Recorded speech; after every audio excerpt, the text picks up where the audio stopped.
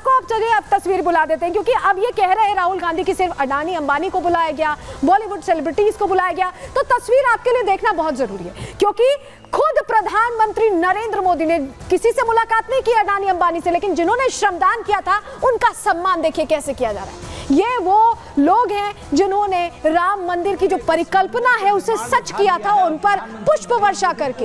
ये 22 तारीख की ही तस्वीर है और कांग्रेस पार्टी को ये तस्वीर देखनी चाहिए, क्योंकि इसी दिन प्रधानमंत्री ने किसी से जाके मुलाकात नहीं की। जिन्होंने श्रमदान किया, जिन्होंने मेहनत की, उसको लेकर यहाँ पर उन्होंने सम्मानित किया था, पुष्प वर्षा उनके ऊपर की थी। लेकिन सनातन के खिलाफ ऐसा लगता है कि इंडी के तमाम दल हमेशा ही दिखाई दिए हैं और एक बार फिर वही तस्वीर निकलकर सामने आई, वही तस्वीर निकलकर सामने आई है, क्योंकि ये वो तमाम लोग हैं जो कहते हैं प्रश्न तो पूछते हैं लेकिन जवाब आज हम दिखा रहे हैं। जवाब देखने, जवाब उनके लिए देखना जरूरी है। इसीलिए श्रम देवता कहा जा रहा है, राम मंदिर खड़ा हुआ प्रखर इनको इसीलिए। वही देखिए आप बीजेपी इस पर पलटवार भी कर रही है, प्रश्न भी पूछ रही है, क्योंकि हर वर्ग का ख्याल रखा गया है। ये गलत है ये कहना कि किसी वर्ग का ख्याल नहीं रखा गया। कार्यक्रम में हर जाति का सनातनी शामिल हुआ है। हमने आपको तस्वीर भी दिखाई, अनुसूचित जाति, जनजाति, गरीब परिवारों को निमंत्रण पत्र बकायदा गया। निर्माण में लगे मजदूर बतौर मेहमान शामिल हुए। हमने तस्वीर भी आपको दिखाई कैसे प्रधानमंत्री ने उनके ऊपर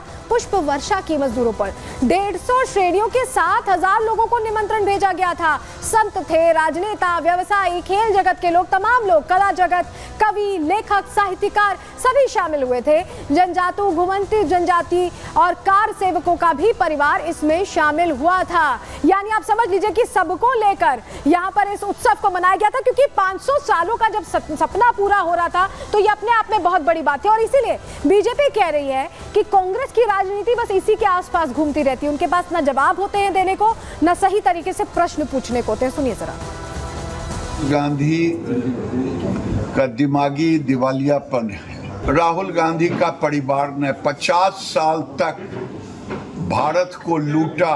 वो इस ढंग की बातें करते हैं जो भारत को गाली देते। ठीक ही तो कहा योगी जी ने, इनकी संस्कृति में नाच गान है, इसीलिए भारत में प्रभु श्री राम को भी गाली देते हैं। इनका एक स्वभाव सा बन गया है राहुल गांधी का। खुद नचनिया गगनिया है, इनकी संस्कृति क्या है। अगर राम मंदिर के प्राण प्रतिष्ठा में किसी को डांस पार्टी, डिस्को पार्टी नजर आएगा, अगर हिंदू में कोई हिंसक नज़र आएगा, अगर द्वारका में नाटक नज़र आएगा, अगर मंदिर जाने वालों में मोलेस्टर नज़र आएगा, अगर कृष्ण जी जो अर्जुन को पाठ सिखाते गीता का उसमें जिहाद नज़र आएगा, अगर हिंदू में टेरर नज़र आएगा, तो किसी को राहुल गांधी में फैंटम नज़र आएगा।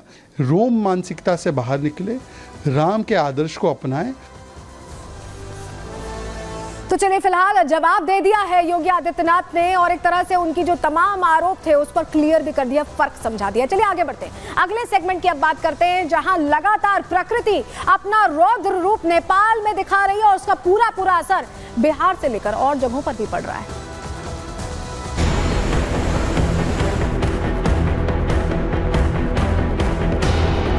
मुख्यमंत्री जी ने जो प्रभावित इलाके हैं उन क्षेत्रों में राहत कार्य युद्ध स्तर पर चलाने का निर्देश दिया है।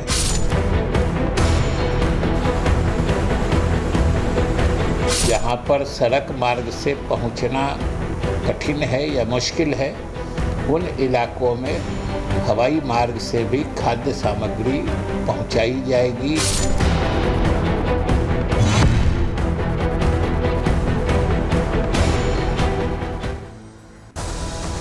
और चलिए बात बिहार की करें, जहां आपको बताएं कि नेपाल में जो आफत की बारिश हो रही है उसका सीधा असर अब बिहार पर पड़ता दिखाई दे रहा है, क्योंकि अगर आप ज्योग्राफिकल पोजीशनिंग देखेंगे तो नेपाल ऊपर है और ठीक नीचे बिहार है। ऐसे में जो जलस्तर वहां बढ़ रहा है उसका आफ्टर इफेक्ट हम बिहार में देख रहे हैं और बिहार में करीब 13 ऐसे इलाके हैं जो बुरी तरह से यहाँ जल प्रलय से प्रभावित दिख रहे हैं। नेपाल में जो बारिश हुई है उससे हालत यहाँ खराब होती दिखाई दे रही है। 2008 जैसी तस्वीरें अब बिहार में दिखाई दे रही हैं, जहां लोग त्राहिमाम कर रहे हैं, घर बहे जा रहे हैं पानी के तेज बहाव में, सब कुछ पानी अपने साथ लेता चला जा रहा है और हर तरफ तबाही का मंजर बिहार में नजर आ रहा है। ऐसा हम क्यों कह रहे हैं आपके सामने जानकारी चलिए जल्दी से रख देते हैं। देखिए बिहार में जिस तरह के हालात है नेपाल में, दरअसल बारिश हुई है और उसके बाद बिहार के 12 जिले बदहाल हो गए, बुरी स्थिति में आ गए, क्योंकि यहाँ पर दरभंगा, सीतामढ़ी, बेतिया, बगहा सब जगह बाढ़ का कहर देखा जा रहा है। बाढ़ आ गई है।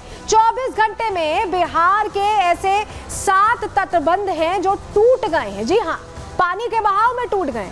दरभंगा में देर रात टूटा कोसी नदी का बांध, वहीं मोतिहारी में सुगौली में बना रिंग बांध टूट गया और इसके चलते ही पानी और तेजी से आगे बढ़ने लगा। सीतामढ़ी में बागमती नदी का रौद्र रूप देखा जा रहा है, सब कुछ अपने साथ बहा ले जा रही है नदी। शिवहर में भी बांध टूट गया है। बांध टूटने से 30 गांव पर संकट खड़ा हो गया है, पानी पानी हो गए ये 30 के 30 गांव। सुपौल, बगहा, बेतिया, सहरसा के सैकड़ों घर ऐसे में पानी में डूबते दिखाई दे रहे हैं। सुपौल के लोग घर छोड़कर दूसरी जगह जाने को मजबूर हो गए, दूसरी जगह ठिकाना उन्हें देखना पड़ रहा है। बेतिया में लोग घर की छतों पर रहने को मजबूर हो गए।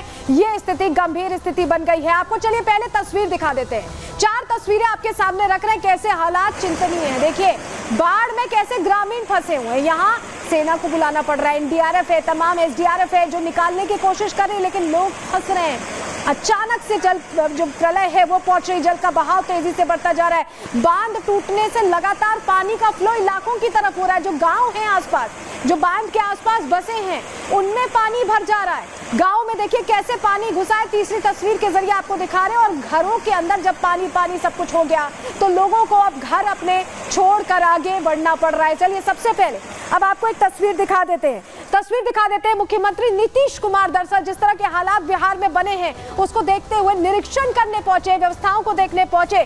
तस्वीर जल्दी से चलिए आपके सामने रख रहे हैं। ये देखिए बिहार में प्रभावित इलाकों का सर्वेक्षण खुद यहाँ मुख्यमंत्री नीतीश कुमार ने किया, क्योंकि हालात बहुत खराब हो गए। पानी पानी आप देख रहे हैं, ये पूरा बिहार का उत्तरी इलाका है जो पानी में डूबा दिखाई दे रहा है, जलमग्न दिखाई दे रहा है और हालात गंभीर हैं। इसको लेकर नीतीश कुमार पहले तो खुद सर्वेक्षण करने पहुंचे और उसके बाद अब चलिए आगे आपके सामने अगली जानकारी रखने जा रहे हैं, क्योंकि उन्होंने पहुंचकर सिर्फ सर्वेक्षण नहीं किया, कुछ दिशा निर्देश भी दिए, क्योंकि जितनी जल्दी व्यवस्थाएं बेहतर होंगी उतनी जल्दी लोगों को निकाला जा सकेगा, उनकी मुश्किलें कम की जा सकेंगी, क्योंकि पानी ने पूरे बिहार का ऐसा लग रहा है भूगोल बदल कर रख दिया। चलिए जानकारी जल्दी से आपके सामने रखने जा रहे हैं कि उन्होंने क्या निर्देश दिए। देखिए सीएम नीतीश ने हालातों का जायजा लिया, कैसे हवाई सर्वे किया ये हमने आपको तस्वीरों के जरिए दिखाया और हवाई सर्वेक्षण के जरिए ये उन्होंने जायजा लेकर समझने की कोशिश की कि कहाँ ज्यादा खराब हालात हैं, कहाँ किस तरह से व्यवस्थाएं पुख्ता करनी है। रेस्क्यू में लोगों को लगाया है, बाढ़ में फंसे लोगों को एयरलिफ्ट अप किया जा रहा है, क्योंकि ऐसी बहुत सी घरों की छतें दिखी हैं जहां पर लोग फंसे हुए हैं और लोग यहां पर राहत की उम्मीद कर रहे हैं कि कोई बचाने आए। और ऐसे में नीतीश कुमार ने खुद सर्वे करने के बाद एयरलिफ्ट कराने का निर्देश जारी कर दिया है। ऐसे लोगों को एयरलिफ्ट किया जाएगा, उन्हें वहां से निकाला जाएगा। कुदरत जो तबाही मचा रही है उससे बचाने के लिए खुद अब पूरी तरह से एसडीआरएफ एनडीआरएफ की तमाम टीमें अब लोगों को एक एक करके एयरलिफ्ट कर रही हैं और निर्देश दिए हैं बिहार के मुख्यमंत्री नीतीश कुमार ने। लेकिन